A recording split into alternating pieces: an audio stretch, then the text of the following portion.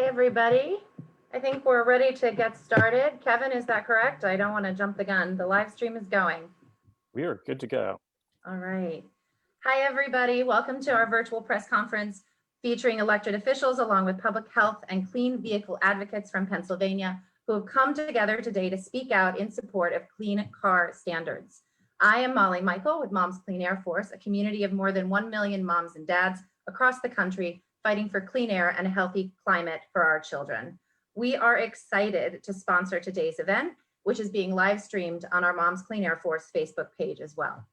So for today's agenda, we will have 2 to 3 minutes of formal remarks from each of our speakers who will be visible and audible via their video. Members of the media, thank you again for joining us. You're logged on as attendees and will be muted with your video off during our speakers' remarks, but you will be able to see and hear their statements. Once each of our speakers have finished, we will have a brief Q&A session where members of the media can raise their hand or use the chat function on Zoom to indicate that they have a question. Before we get started, I want to provide a little bit of context for today's press conference. Today, as we are just beginning to recover and rebuild from the unprecedented public health and economic crisis of the past year, we also must respond urgently to the ongoing climate crisis that we face. And we know that there is no silver bullet for the economic recovery. There is also no single solution to solve air pollution and climate change. Rather, we must work together to take many different yet complementary actions to boost the economy and target different sources of air and climate pollution.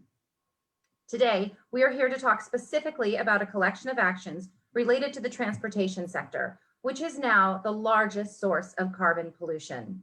These actions can move Pennsylvania forward in modernizing our transportation sector, and they present a win-win for our economy and our health. Our speakers will be touching on 4 actions, which fall under the broad subject of clean transportation. First is the need for strong clean car standards, which are one of the most effective federal administrative policies available to combat climate change. Strong clean car standards help set pollution safeguards for automobiles and light trucks. The clean car standards give states the authority to set stronger standards than the federal level, which is a powerful tool for states in helping to protect against air pollution and promote zero emission vehicles such as electric cars. Second is setting strong heavy duty truck standards, which is another administrative action to reduce pollution from large trucks. Third is expanding the market for clean electric vehicles. And finally is investing in the infrastructure needed to support electric vehicles, such as the construction of charging stations and other electric vehicle infrastructure. While these are 4 federal actions, our federal, state, and local governments must work together to ensure efforts are complementary and effective. I, along with today's other panelists, will elaborate on these items for how we can and why we should create a clean transportation sector here in Pennsylvania and across the country. One that reduces dangerous pollution, creates millions of manufacturing and construction jobs, and generates economic opportunity for everyone. I now have the great pleasure of introducing our first speaker, State Representative Patty Kim, who represents the 103rd Legislative District in Harrisburg. Mollie, thank you so much for that introduction and for including me on this important campaign. I'm honored to be a part of this esteemed lineup of speakers, all with a common goal. Now, we are here today to stress for change. Our Commonwealth ranks the 5th highest CO2 emissions in the country, and transportation accounts for almost 1/3 of those emissions. We can cut down this rate. We can cut down this rate by building regional coalitions and working on a comprehensive transportation sector plan.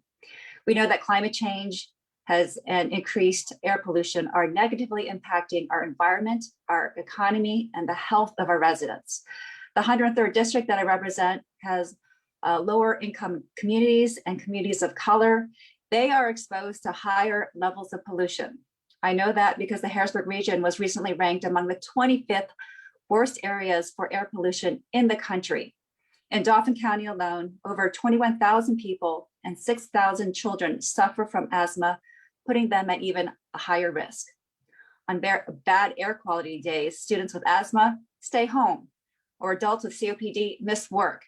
This affects people's day-to-day lives, and we can't sit idle any longer. We have to face this problem by implementing clean car and truck standards, investing in clean energy infrastructure, and facilitating a transition to pollution-reducing transportation, such as electric vehicles. I will continue to support legislation that supports building an EV infrastructure at the state level and vote against all bills that further exacerbate our health and climate issues.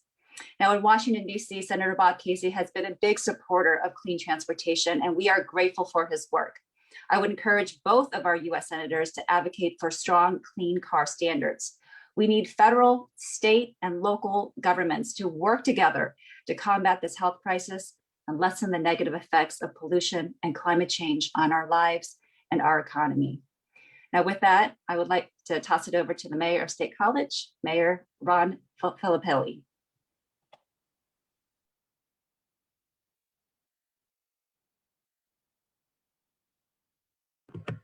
Mayor, you're on mute. Yes, well, thank you very much for including me in the press conference and represent State College and talk a little bit about what local governments can do, I think, in this process, very important process. State College, as many of you know, is a university town, and the borough itself is, along with its adjoining townships, is pretty progressive on climate. And so it's not that difficult for us. Of course, it's expensive. It's difficult financially, but in terms of the attitudes of most of our citizens, they're pretty positive. Since 2007, we've had a climate ordinance in place, and has resulted now in 85% of our vehicles are not including our heavy vehicles, of course, are now hybrids.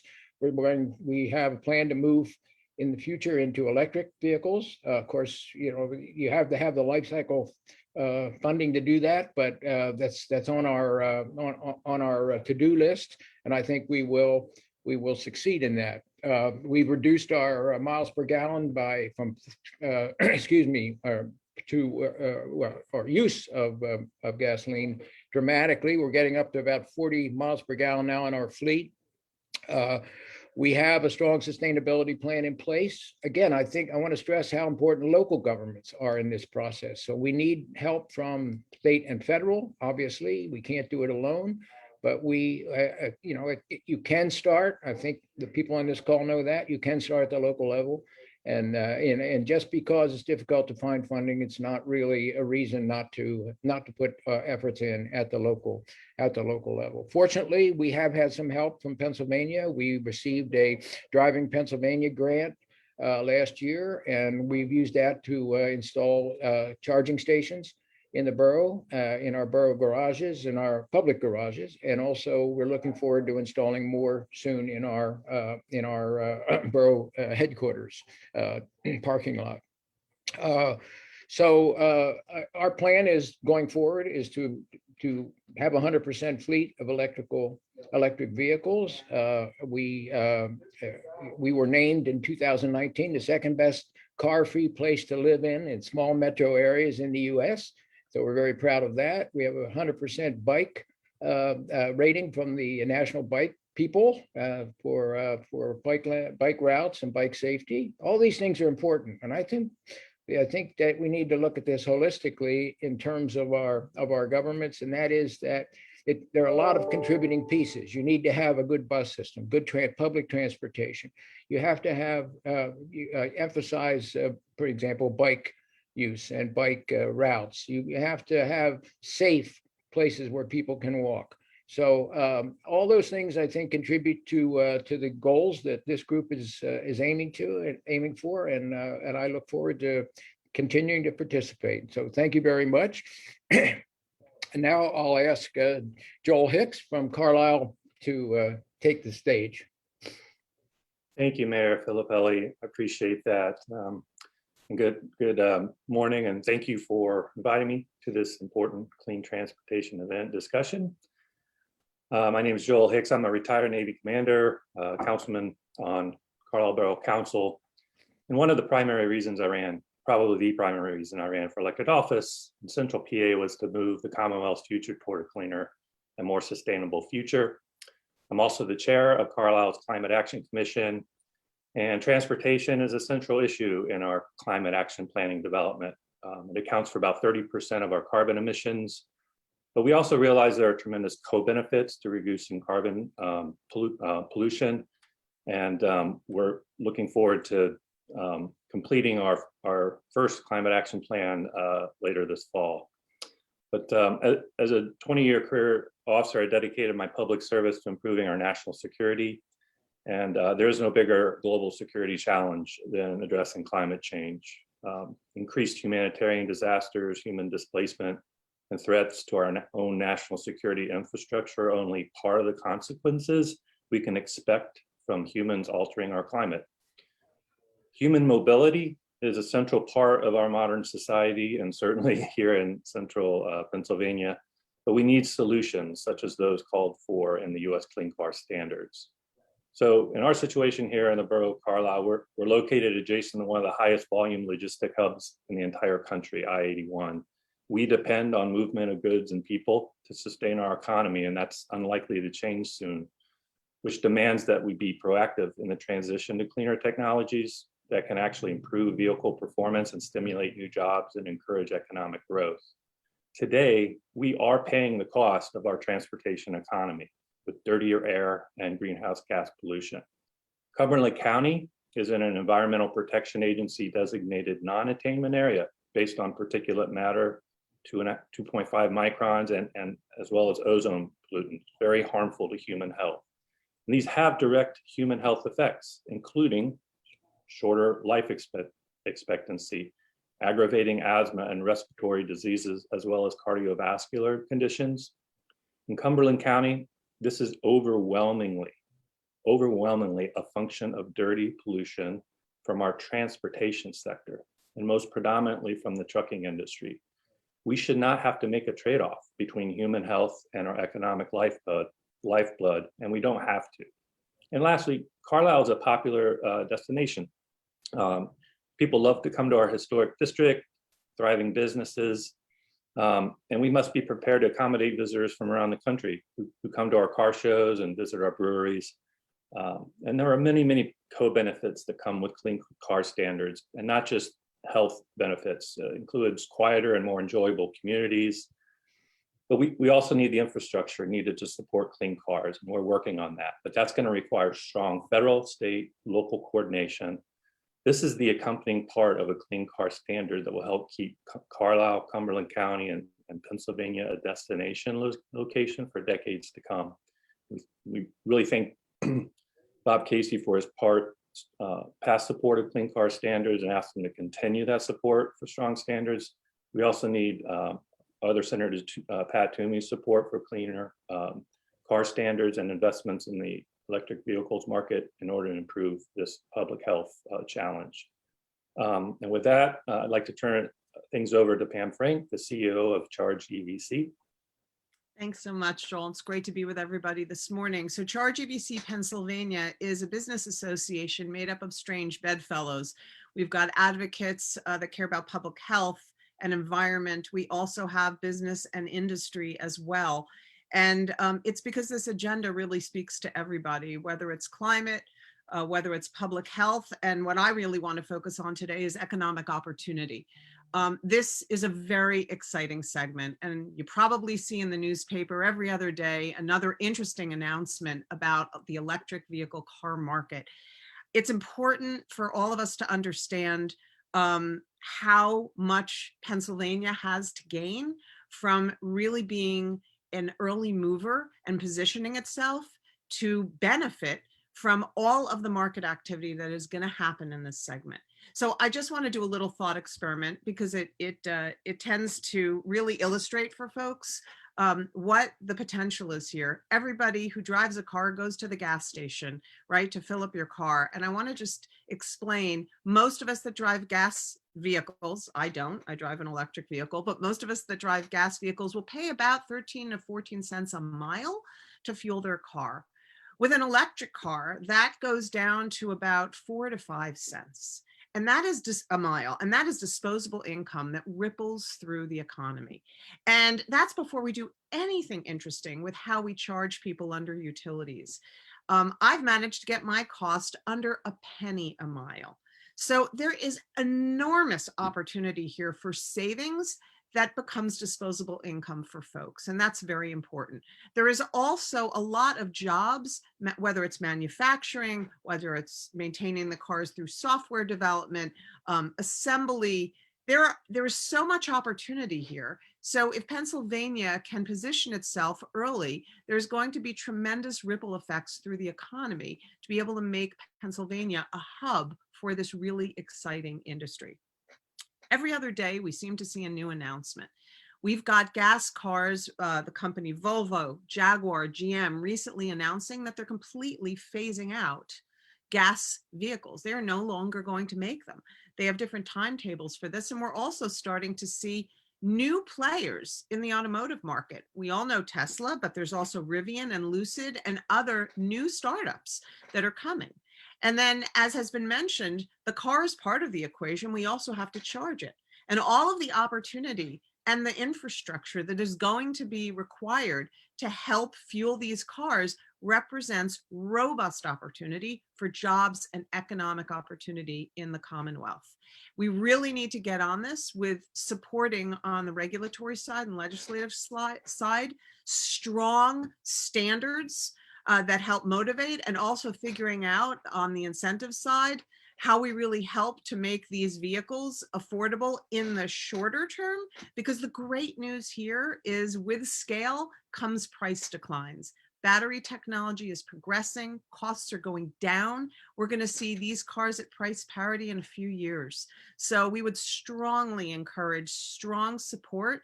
It's going to advantage the Commonwealth, both in air, in climate, and jobs and economic development. And with that, I'm going to turn it back over to Mollie. Thanks, Pam. Hi, everybody. As I mentioned in my introduction, my name is Mollie Michel, and I'm speaking today on behalf of Moms Clean Air Force's nearly 100,000 members across the state of Pennsylvania. Moms Clean Air Force has been fighting for clean air and climate action to protect our children's health and future for nearly 10 years now. One of the first actions I took as a representative of Moms Clean Air Force was in September of 2017 when I traveled to Washington, D.C. to testify at an EPA public hearing about the previous administration's proposed rollback of clean car standards. Moms Clean Air Force then fought for several more years to protect these standards until the EPA finalized the rollback early last spring, just as the country was buckling under the weight of the early days of the COVID-19 pandemic, a respiratory pandemic exacerbated by poor air quality and worsened by exposure to air pollution. But now, with a new administration in the White House who believes in climate action and a new EPA administrator confirmed by the United States Senate just last night, I feel hopeful for more opportunities to enact the strongest vehicle pollution standards possible and to invest in critical electric vehicle infrastructure to get more clean, green vehicles on Pennsylvania's roads. Transportation is the largest source of carbon pollution across the country and in the state. This pollution contributes to immediate and severe health impacts, as well as worsening the climate crisis we face today. According to the American Lung Association's 2020 State of the Air report, 15 counties in Pennsylvania, the counties that were able to track with air monitoring data anyway, and there are many, many counties in the state that are not tracking this, 15 counties receive a D or an F grade for ground level ozone pollution, and there are 31 more counties, it's 31 counties for which we do not have complete data because of the lack of air monitoring in the state. Pollution harms all of us, but disproportionately impacts low-income communities, communities of color, and other vulnerable populations like children. Children are more impacted by air pollution for many reasons. They breathe more rapidly than adults, spend more time outdoors, and are more physically active than adults, thus exposing their still developing lungs to more air pollution. Kids are also smaller, living closer to the ground than the rest of us, many standing just about tailpipe high, where concentrations of pollution from cars, trucks, and buses is higher. Pollution can lead to increased asthma rates in kids, and poor air quality can exacerbate asthma, causing more asthma attacks, resulting in millions of missed days for kids across the country, and often missed work days for the adults who have to care for them.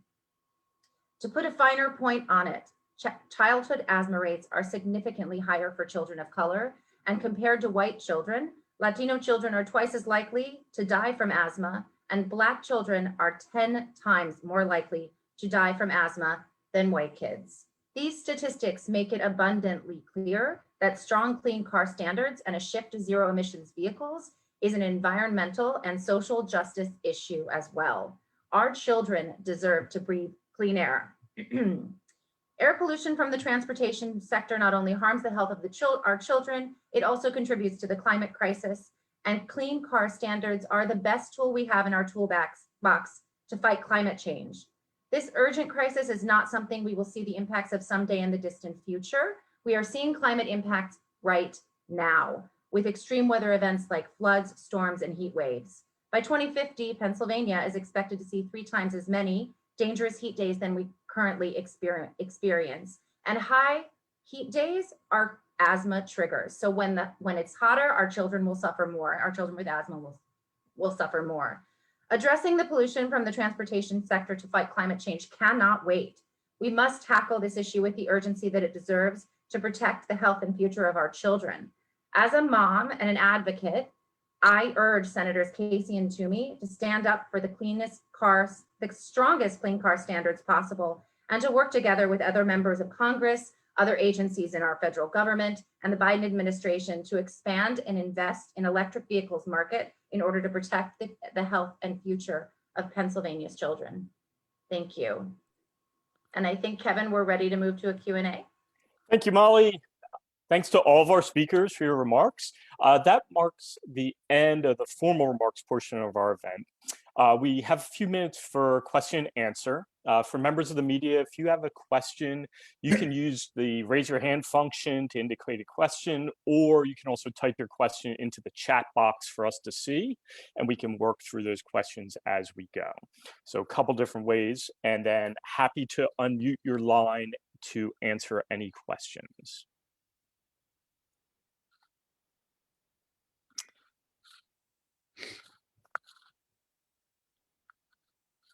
And please don't be shy. All of our panelists are excited to talk further about the clean car standards and electric vehicles in Pennsylvania.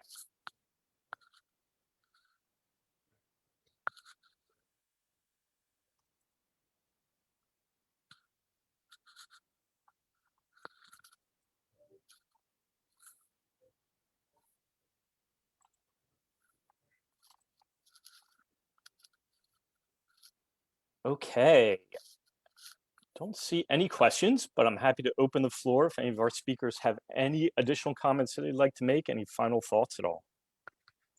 Yeah, there's one final thought I would like to add, which is when we talk about economic opportunity and a lot of the jobs, new jobs that are going to be birthed from the proliferation of electric vehicles and the charging stations that will be needed to charge them, I think we also have to keep in mind, and I think the words we use today and we hear are a just transition. I think that is a very important piece of the message, which is there are going to be new jobs and there's going to be some jobs that are going to be displaced as a result of this transition. And it is an enormous transition. It's the first time, right, where the transportation market actually comes together with the electric market. It's tremendous. And there's a lot of disruption, but I think it is going to be very important to put together programs and policies that ensure that workers who are potentially displaced have an opportunity for the retraining they need to take advantage of the new jobs. I think that's an important point and an important policy as we look moving through the transition. Yeah, I'll just add to that, if I may. This is Ron. I would, I think that this is an indication that the kind of thing that you're suggesting can only happen with federal government, strong federal government support. For example, because local governments obviously are not in a position to subsidize this transition. And that's essentially what we need. We need a federal policy, on particularly state level as well, but really a federal policy that is going to be able to, because here we are in a country that is, divided up into so many jurisdictions, small, large, well-to-do, poor, that it has to be coming from the federal government it's got to be a national policy. and it has to be subsidized by the federal government. It just won't happen because the resources just aren't available at the local level to do this kind of massive change that's going to be necessary. And I absolutely agree. And I want to just add to your point, Mayor, that we are seeing some new bills out of Congress that are aiming to address this problem. We've got the Clean Future Act that Representative Pallone from New Jersey just introduced last week. There's a Renew America Schools Act that includes some clean bus money coming out of the Senate just yesterday from Senator Cortez Masto from Nevada and other things. So I do think this all of government approach that federal policy and federal funding can support state policy, and state funding can support local policy and local funding. And also with an eye toward ensuring that the communities who have been hit hardest by generations are the ones that are reaping the benefits of this kind of work and this kind of climate action and movement first as well. Right. Just one thing I want to also emphasize is that this is a tremendous opportunity to engage with our utility providers, whether those are munis, investor-owned utilities, co-ops. Transitioning our transportation sector to electrify it is the biggest boon to the industry in my lifetime, and I'm old. We really need to partner with our utility providers, make them part of the solution. There's some really clever opportunities with charging, EVs can be little batteries and they can help stabilize the grid and flatten the demand curve. There are so many potential economic opportunities that come with this transition, and we just have to make sure our partners in utility and the energy sector are bringing us along to do that. Go ahead. Go ahead. I just wanted to piggyback on Councilman Hicks. Partnership, and sometimes it takes outside groups to bring us as elected officials together. Southeast of Pennsylvania is doing an amazing job with a regional plan. For some reason, in the central Pennsylvania, we have our little boroughs and townships, and I'm embarrassed that I never met Joel yet and haven't seen the mayor. So I just appreciate you bringing us together. I know that we're like-minded and we all want to work, and we can't do it within our own city borough limits because it's not productive. So thank you for bringing us together, and I'm very encouraged with today's event. Thank you. Thank you, Representative Kim, and thank you to all of our speakers. Really appreciate all your remarks. We're almost at the 30-minute mark, so I want to thank again Moms Clean Air Force for hosting this event and live streaming it. I want to remind everyone that we will have the recording of this available both on Moms Clean Air Force website that will be available, and Nick Kowalski will be sending out a post-event press release in just a few minutes after the event as well. Also, for any members of the media, if you would like to follow up one-on-one with any of our speakers, please let Nick know, and we'd be happy to connect you with them if you have any additional questions at all. Once again, thank you everybody for their support for the Clean Car Standards, and have a great day. Thank you.